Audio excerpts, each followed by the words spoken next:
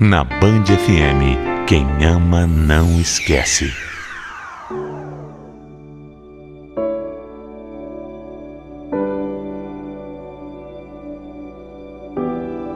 Dizem que a vingança é um prato que se come frio.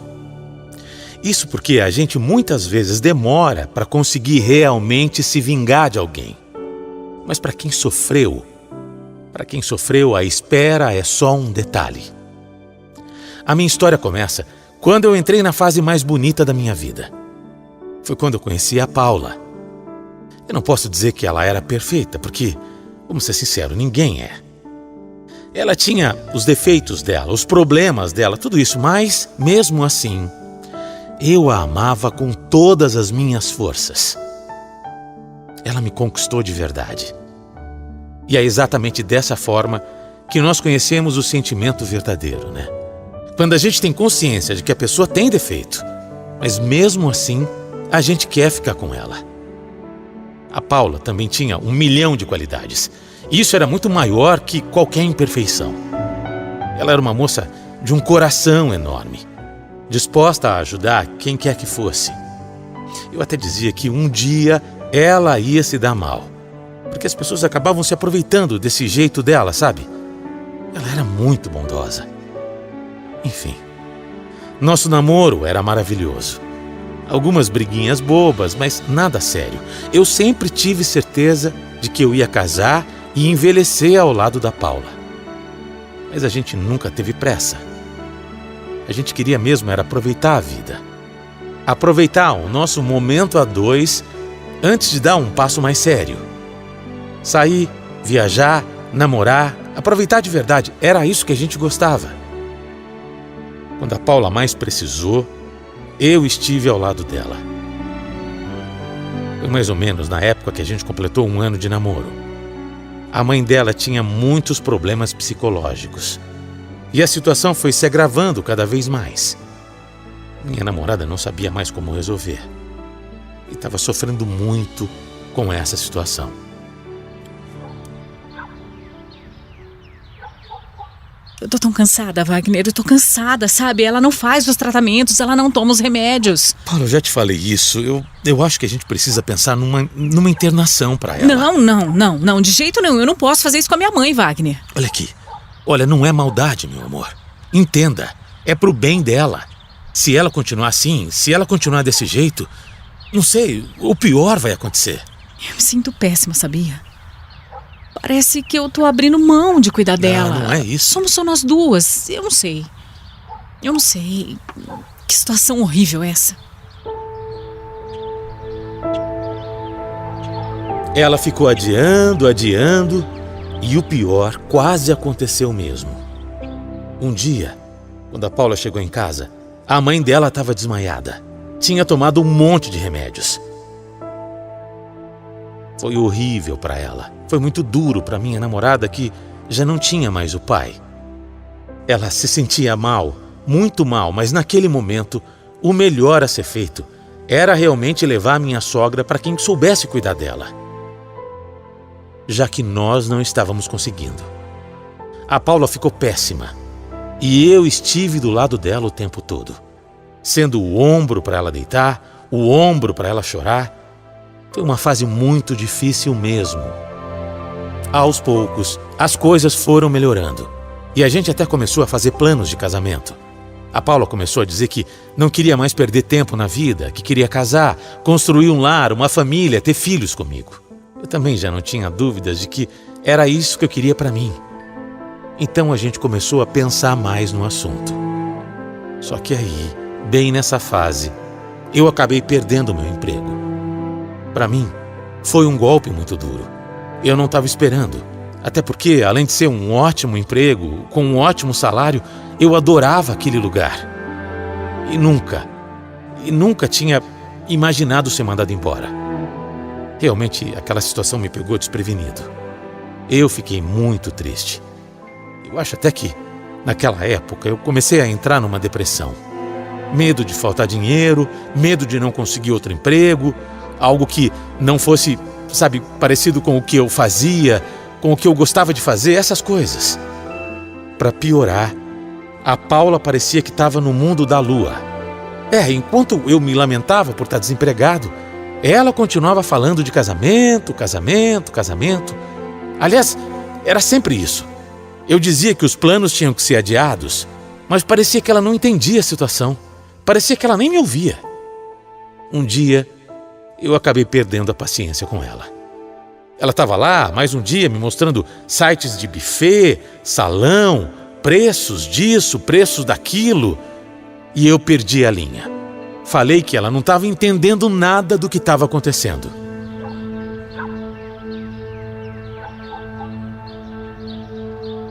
Credo, Wagner.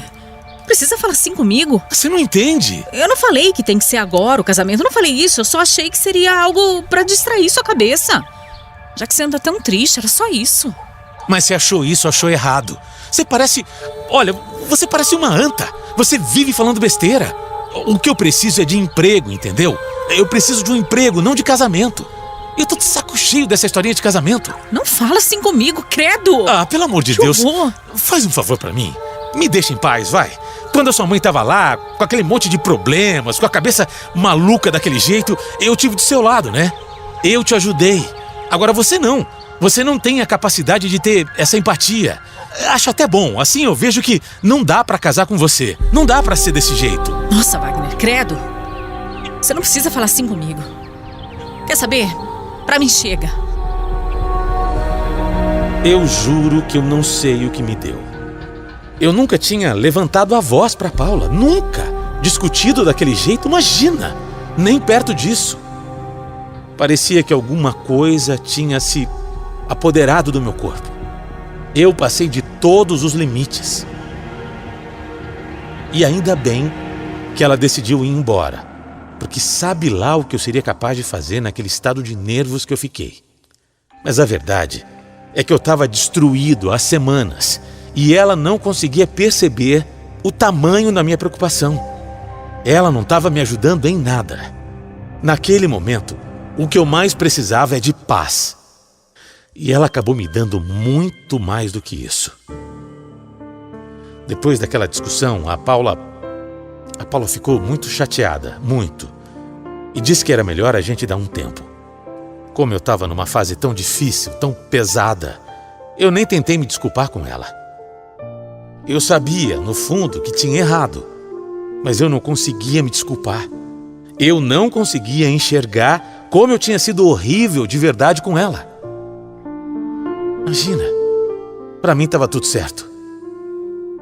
Nós ficamos alguns dias sem nos falar, até que um amigo nosso, um amigo em comum, um amigo mais meu do que dela, me ligou e disse que a Paula estava muito triste com tudo aquilo. Mas eu fui orgulhoso. Eu não queria dar o braço a torcer.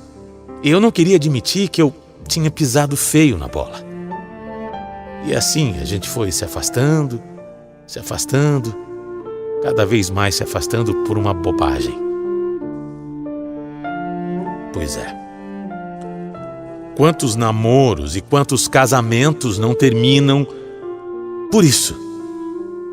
Por uma besteira, por falta de conversa, por orgulho.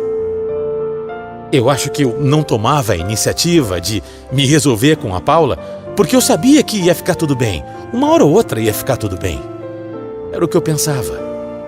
Eu sabia que o que a gente tinha era muito forte. Então eu não tinha medo de perder. Você sabe o que é isso? Quando você sente que a relação é muito próxima e muito forte, que você nem passa pela tua cabeça terminar. E eu precisava daquele tempo para ficar bem comigo mesmo. E aí depois eu ia me resolver com ela. Mas primeiro eu achava que eu precisava ficar bem. E eu não estava. Enfim. Os dias foram passando, muitos dias. Mais do que eu imaginava. E aí, quando eu percebi, eu já não era mais o namorado dela. Para mim, a gente tinha brigado, mas continuava namorando. Mas para ela não. E eu soube isso da pior maneira. Eu soube que ela tinha feito a fila andar, como dizem por aí.